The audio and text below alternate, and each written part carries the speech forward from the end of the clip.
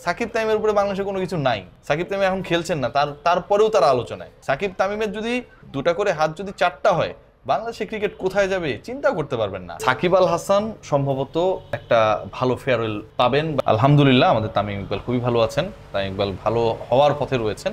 রিয়াসাত ভাই, মানে মাঠের নিউজটা কি আসলে? আমরা মানে যখন দেখা হয় আপনার সাথে, আপনারা আমাদের বলেন যে নিউজটা কি, আজকের নিউজটা কি আসলে? আমার কাছে যেটা মনে হয় যে সবচেয়ে গুরুত্বপূর্ণ ব্যাপার সেটা হচ্ছে যে বাংলাদেশ ক্রিকেট নিয়ে এই মুহূর্তে একটা অস্থির অবস্থা কাজ করছে।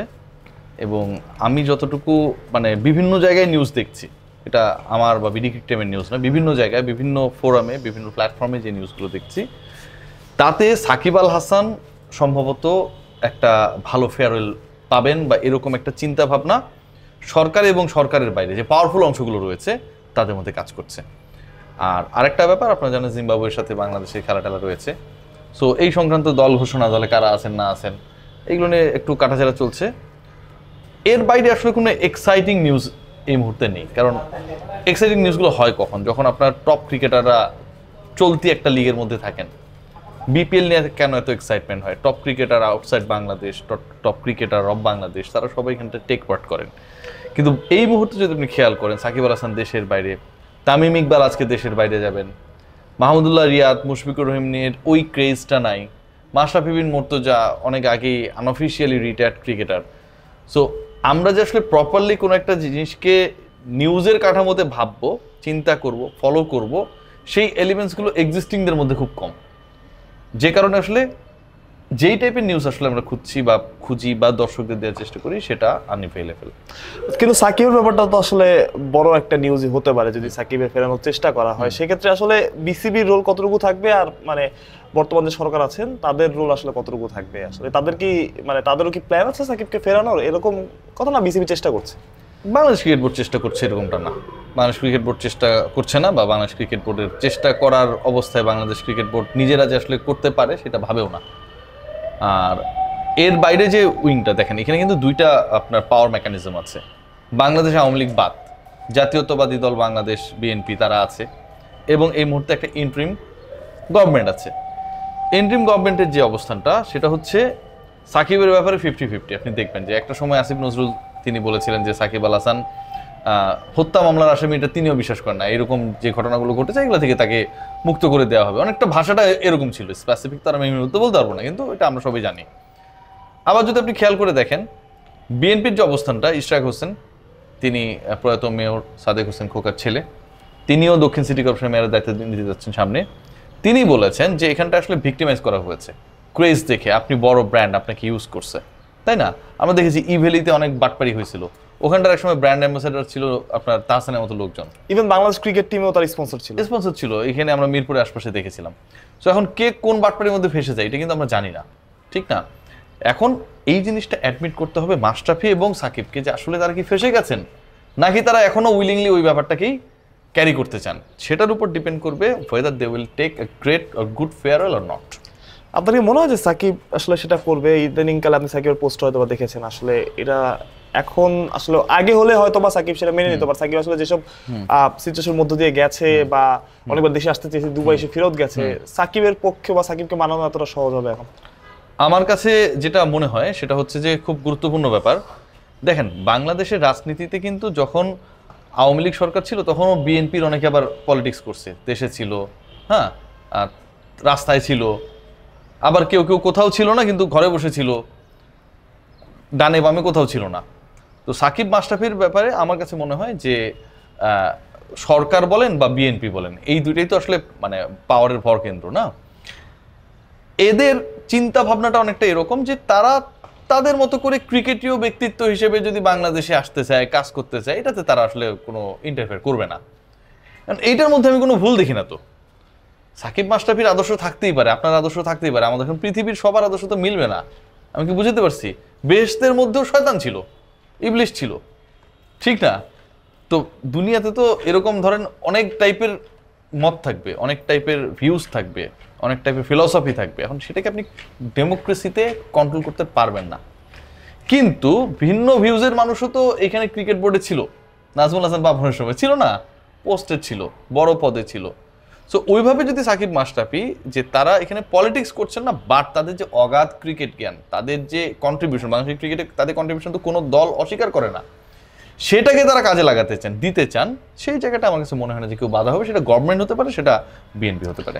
রিয়াসাত ভাই, তামিম ইকবালের প্রসঙ্গে একটু আসি। তামিম ইকবাল এখন মোটামুটি সুস্থ আলহামদুলিল্লাহ, তবে তিনি আমি শুনেছি যে বিদেশে যাবেন এবং আজকে সেটা যাওয়ার কথা। আসলে তামিমের পরবর্তী প্রসেসটা কি হবে এবং তামিমের আসলে আপনার সাথে কোনো রকম কথাবার্তা বা অন্য কোনো মাধ্যম থেকে জেনেছেন কিনা, তামিমের খেলায় ফেরার সম্ভাবনা আসলে কতটুকু? তামিমের সাথে কথা বলা আসলে না, তামিমের সাথে আমার দেখাই হয়, ঠিক আছে, সত্যি কথা যেটা, তিনি সুস্থতার পথে রয়েছেন। তামিমের সাথে আমার সরাসরি ফেস টু ফেস আমরা বসে কথা বলেছি, গল্প করেছি, একসাথে টুকটাক নাস্তা খেয়েছি, ঠিক আছে।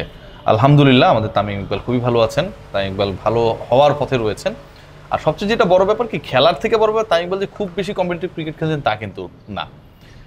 আপনি দেখেন সৌরভ গাঙ্গুলি যখন অলমোস্ট একই কন্ডিশন হয়েছিল তখন তিনি বিসিসিআই প্রেসিডেন্টের দায়িত্বে ছিলেন।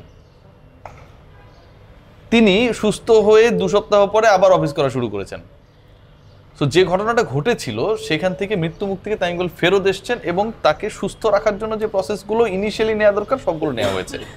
এখন তিনি সিঙ্গাপুরে যাচ্ছেন, এশিয়ার সবচেয়ে বিখ্যাত যিনি হার্টের সার্জন বা ডক্টর, তার যে পরামর্শ, তার যে আইডিয়াস, তার যে প্রেসক্রাইবড ওয়েতে তিনি চলতে পারবেন, সেই ওয়েতে বা সেই চিন্তা থেকে তিনি কিন্তু এখন বাংলাদেশ ত্যাগ করে আজকে সিঙ্গাপুরে রওনা হবেন। এটার উদ্দেশ্য হচ্ছে আরও ভালো থাকা।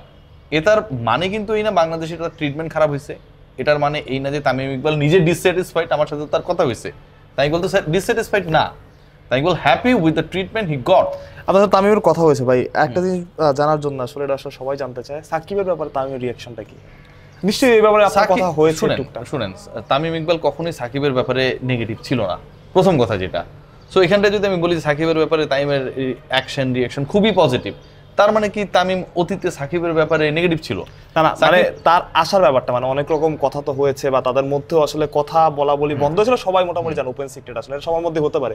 তো এখন তামিমের বাবা, সাকিবের বাবা মা তামিমকে দেখতে আসলে, ইভেন সাকিবও পোস্ট দেয়া বা সাকিবের তামিমের জন্য দোয়া চাওয়ার পরবর্তী তামিমের রিঅ্যাকশনটা কি জানেন?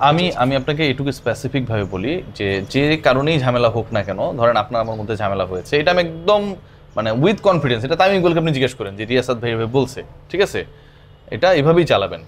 তামিম ইকবাল কখনোই সাকিব আল হাসানের ব্যাপারে, I am repeating, Tamim Iqbal কখনোই সাকিব আল হাসানের ব্যাপারে নেতিবাচক, নেগেটিভ, সাকিবের সাথে কথা বলবেন না, হ্যাঁ, সাকিবকে এড়িয়ে চলবেন, হি ওয়াজ নেভার লাইক দ্যাট।